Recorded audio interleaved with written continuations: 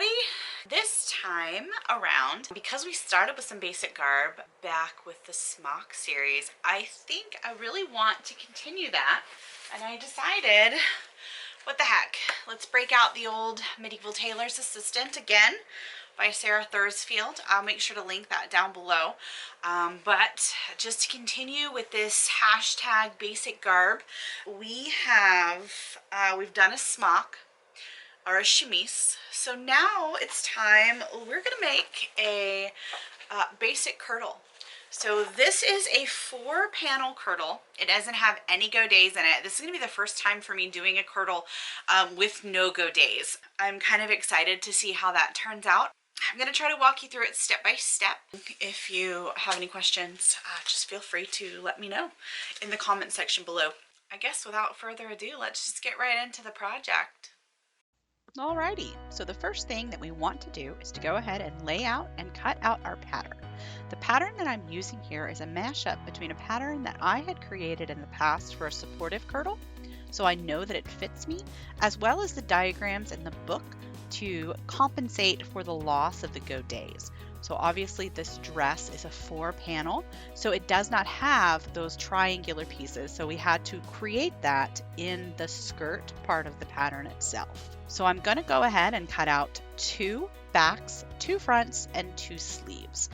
I did a little bit of pattern matching here with the horizontal stripes because I wanted those to at least be straight and line up all the way across, but I didn't go crazy on the plaid matching.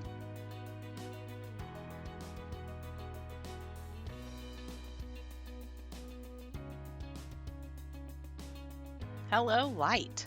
All right, so I bought new lights and now you can see what I'm doing, which is exciting. So once you have cut out all of your pieces, you want to go ahead and pin up your center front, leaving an opening between the hip and the neckline. This is going to be for your lacing later.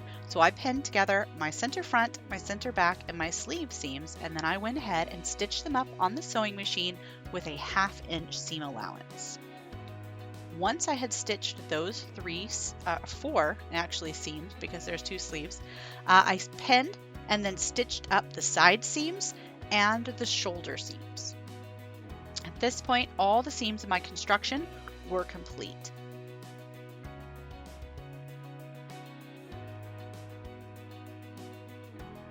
Once I had finished that, I was able to move over to the serger and go ahead and finish off all of those seams. You could hand fell these in this instance, but because this is just a comfortable dress for me to be able to wear, serging seemed to be the best option.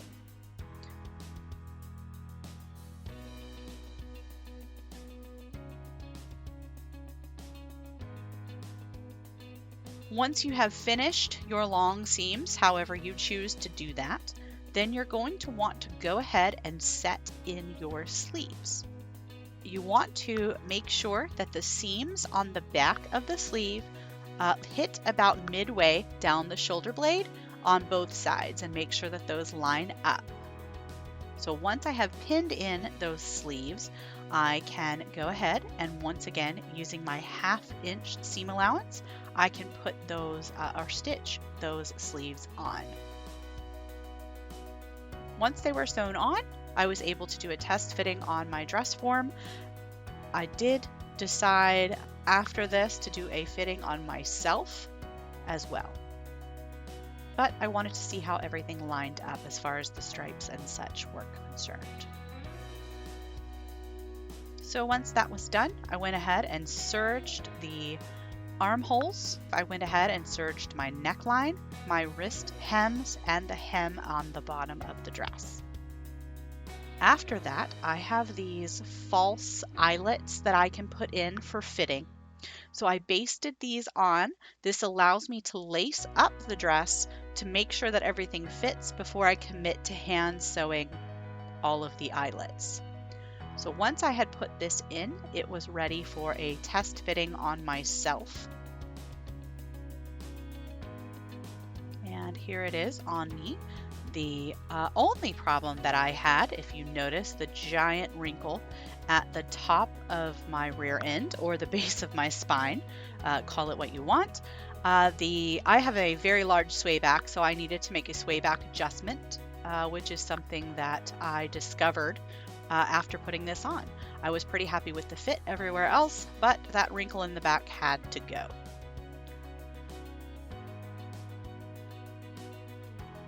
So I pinned that out and took that in. As you can see here, I am sewing in that sway back adjustment. I did go ahead and transfer this to my pattern so that I would not need to make this adjustment in the future. Once that was complete, I tidied up the serging and everything on the seams, and then I was able to hand sew the wrists and the neckline. Those are the only two pieces that I hand sewed here, but I do prefer to hand finish them. Basically, I folded over the serging and then stitched that down, neckline as well. Once I was done with that, I cut out 2.5 inch wide strips the length of the opening in the front, and I stitched those down. Those become the facing for the front and the support for the eyelets. Once that was sewn on, I folded that back and whip stitched the facings into place. Because I used a selvage edge here, which is, you can see that dark line, I did not need to finish these. I just whip stitched them down.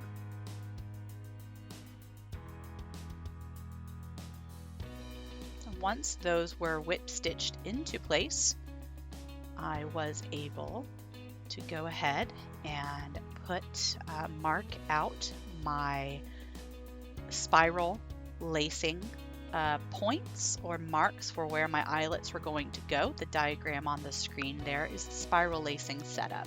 So once I had done that, I could take my metal awl, driving that into the fabric. You do not want to cut your eyelets out of your garment. You want to separate the fibers and then reinforce that separation by stitching around the outside. Here I'm using embroidery thread and whip stitching the holes so that they stay open.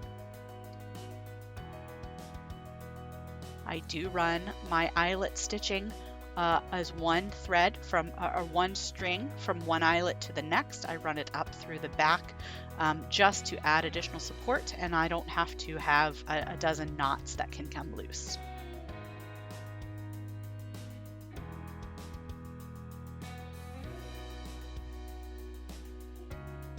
The hem here is just a double fold, 1/4 inch, again with the serging, just like the way I did the wrist and the neckline. And then there you have it, all laced up and fitting quite nicely. It is soft, comfy flannel, and I look forward to wearing it to functions, either as a dress or a nightgown. I would be okay with it either way.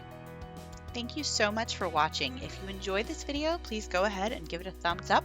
Feel free to subscribe. I will have more of this coming, hopefully faster than this video was able to make it out. If you have any questions, leave them in the comment section down below, and I will see you all next time. This is what I'm working with, all right? Like, hi, sugar. Thank you for that disgusting fart while you're on the table. Awesome. This is what I'm working with, folks.